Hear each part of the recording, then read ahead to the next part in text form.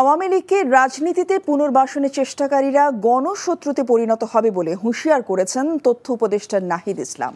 তিনি বলেন, ভারতের সাথে সম্পর্কে থাকবে ন্যায্যতার ভিত্তিতে, আর ছাত্রদের রক্তের উপর দিয়ে ক্ষমতায় আরোহণকারীরা জাতীয় বেইমান হিসেবে চিহ্নিত হবেন বলে মন্তব্য করেন বৈষম্য বিরোধী ছাত্র আন্দোলনের নেতারা।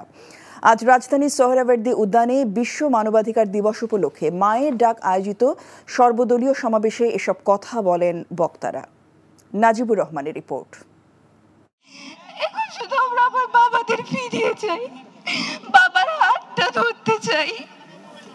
বাবা এখন দেখতে কেমন এটা আমরা কেউ এখন জানি না। পিতাহারা সন্তান, সন্তানহারা মা কিংবা ভাইয়ের অপেক্ষায় থাকা বোনের চাপা কান্নায় ভারী হয়ে ওঠে সোহরাওয়ার্দী উদ্যানের সবুজ উদ্যান।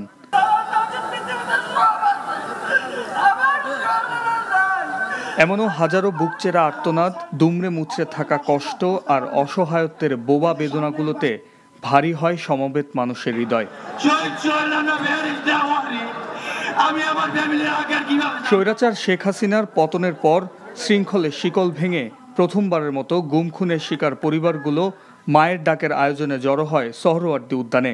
ছিলেন বৈষম্য বিরোধী ছাত্র আন্দোলন ও নাগরিক কমিটিও। তাদের বক্তব্য অভিন্ন, হতে হবে আওয়ামী লীগের বিচার। কোন ধর্মের নাম করে, কোন জাতির নাম করে কেউ যদি আমাদের মধ্যে বিন্দু মাত্র কোন উগ্রবাদী চিন্তাধারা, উগ্রবাদী চক্রান্ত করার চেষ্টা করে, সকল ধর্মের যোদ্ধারা আমরা একসাথে তাদেরকে প্রতিহত করব। ৭১কে পুঁজি করে প্রশ্নবিদ্ধ এক বিচারের মধ্য দিয়ে আমাদের দেশের উল্লেখযোগ্য আলেমদেরকে ফাঁসিতে ঝুলিয়ে হত্যা করা হয়েছে।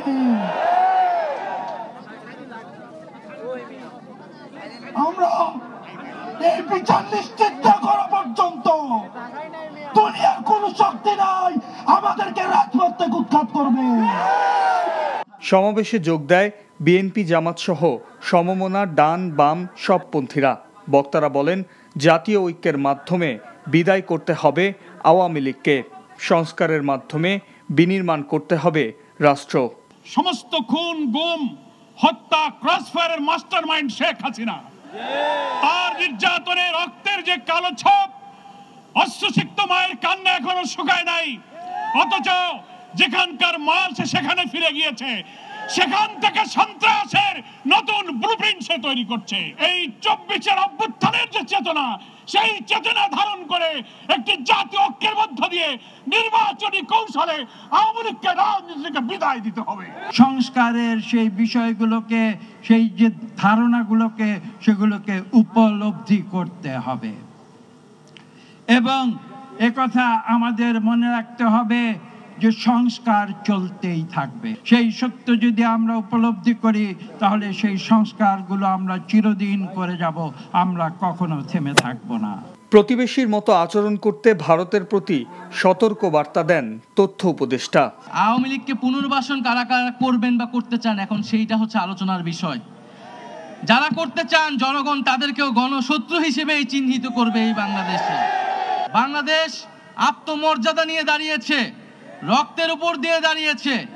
ফলে ন্যায্যতা ও সমতার ভিত্তিতেই বাংলাদেশের সাথে কথা বলতে হবে এবং সম্পর্ক স্থাপন করতে হবে। ফলে আপনারা এখনো যারা ভারত সরকারে রয়েছেন, ভারতের শাসক গোষ্ঠী রয়েছেন, এই যে সীমান্তে হত্যা হচ্ছে, আপনারা যদি মনে করে থাকেন এই সীমান্তে হত্যা করে বাংলাদেশকে প্রেসার ক্রিয়েট করবেন, তাহলে আপনারা ভুল ভাবছেন। দেশ গঠনে জাতীয় ঐক্যের বিকল্প নেই বলে মত সবার। খুব ছোট আকারে হতো। Najibur Rahman, NTV news, Dhaka.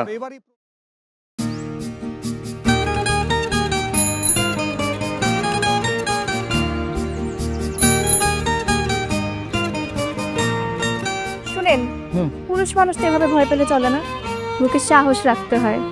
যা বলবেন সোজা সাপটা বলবেন।